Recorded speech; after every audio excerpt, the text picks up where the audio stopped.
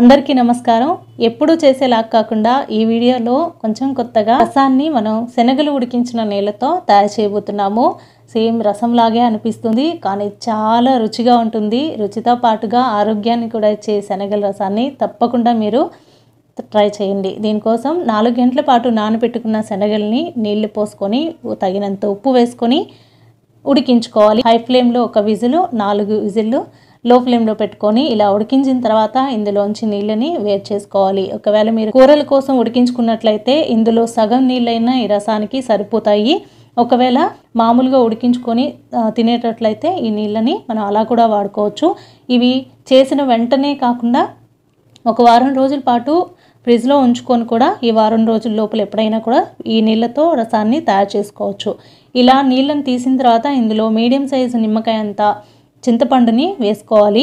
మామూలుగా మీరు 1 లీటర్కి కొంచెం పెద్ద సైజు నిమ్మకాయ అంత చింతపండుని వాడినట్లయితే దీనికోసం మీడియం సైజు నిమ్మకాయ అంత చింతపండుని వేసుకుంటే సరిపోతుంది.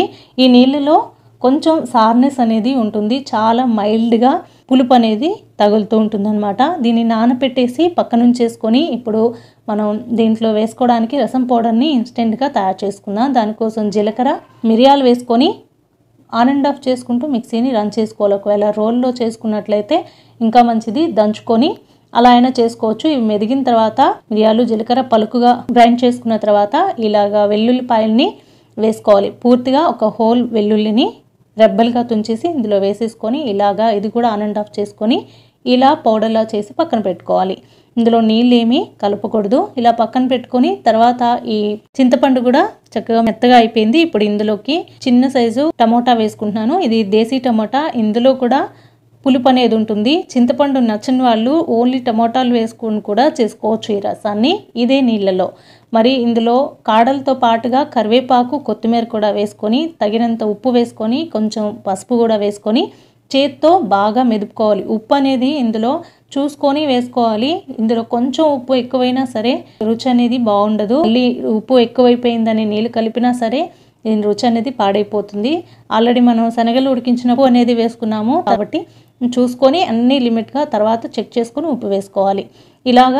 ఇలా చేత్తో బాగా మెదిపేసుకున్న తర్వాత ఇందులో నీళ్ళని వేసేసుకొని రుచిని టెస్ట్ చేసుకోవాలి. ఉప్పు, పులుపు రెండు కూడా చూసుకొని సమానంగా ఇవి పక్కన ఉంచుకొని ఇప్పుడు మనం తిరగమాత వేసుకుందాము. పోపు పెట్టుకోవడానికి స్పూను నూనె వేసుకొని ఇందులోకి ఆవాలు వేసుకొని చిటపట్లు ఆడిన తర్వాత ఒక 4 ఎండుమిరపకాయలని వేసుకొని అవి కూడా వేగనివ్వాలి. కొంచెం కారం ఎక్కువ తినేవాళ్ళైతే ఒక 5 వరకు ఎండుమిరపకాయలని వేసుకోవచ్చు.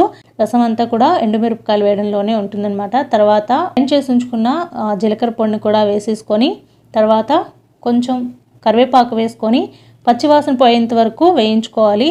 తర్వాత ఇది కొంచెం వేగిన తర్వాత కలిపి పెట్టుకున్న రసాన్ని ఇందులో వేసేసుకొని మీడియం ఫ్లేమ్లో పెట్టుకొని ఒక పొంగు వచ్చిన తర్వాత లో ఫ్లేమ్లో పెట్టుకొని ఒక 5 నిమిషాల పాటు ఖచ్చితంగా మరగనివ్వాలి. ఇలా బాయిల్ అయిన తర్వాత దింపుకోవాలి. మామూలు రసాన్ని అయితే ఒక పొంగు వచ్చిన తర్వాత స్టవ్ ఆపేస్తాము, కానీ దీనికి మాత్రం ఒక పొంగు వచ్చిన తర్వాత లో ఫ్లేమ్లో పెట్టేసుకొని ఒక 5 నిమిషాల పాటు ఖచ్చితంగా మరగనివ్వాలి. మనం సర్వ్ చేసుకోవచ్చు. మీకు ఈ వీడియో నచ్చిందని అనుకుంటున్నాను. మీకు ఈ వీడియో యూజ్ అయినట్లయితే తప్పకుండా లైక్ చేసి మీ ఫ్రెండ్స్ అండ్ ఫ్యామిలీకి షేర్ చేయండి. ఇంకా మన ఛానల్ని ఎవరైనా చూసి సబ్స్క్రైబ్ చేసుకోకపోతే తప్పకుండా సబ్స్క్రైబ్ చేసుకొని పక్కనున్న బెల్ ఐకాన్ని టచ్ చేసి ఆల్ అనే ఆప్షన్ మీద ప్రెస్ చేయండి. అప్పుడు నేను పెట్టే నోటిఫికేషన్స్ మీ వరకు వస్తాయి. Thank you for watching.